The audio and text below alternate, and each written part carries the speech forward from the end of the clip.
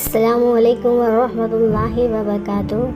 ایک مرتبہ حضور اکرم صلی اللہ تعالیٰ علیہ وآلہ وسلم نے صدیق اکبر رضی اللہ تعالیٰ عنہ کو اپنی انگوٹھی مبارک دی اور فرمایا کہ اس پر لا الہ الا اللہ لکھا لاؤ۔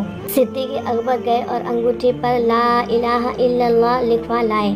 جب انگوٹھی حضور کی خدمت میں پیش کی تو اس پر لکھا تھا لا الہ الا اللہ محمد رسول اللہ، اور اس کے ساتھ ہی صدیق اکبر کا نام بھی لکھا تھا۔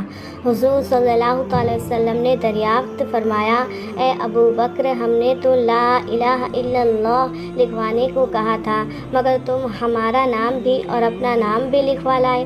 عرض کیا، حضور، میرے ماں باپ آپ پہ قربان جائیں، میرا دل نہ مانا تھا کہ خدا کے نام کے ساتھ آپ کا نام نہ ہو۔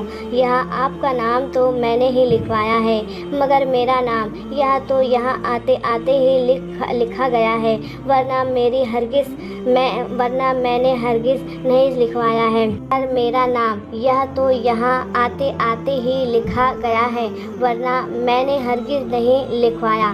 اتنے میں جبریل علی النبی علیہ الصلوۃ والسلام حاضر ہوئے اور عرض کیا، یا رسول اللہ صلی اللہ تعالیٰ علیہ وسلم، خدائے عز و جل نے فرمایا ہے کہ صدیق اس کام پر راضی نہ ہوئے کہ آپ کا نام ہمارے نام سے جدا کرے۔ صدیق اکبر نے آپ کا نام ہمارے نام سے ساتھ لکھوایا، ہم نے صدیق اکبر کا نام آپ کے نام کے ساتھ لکھوا دیا۔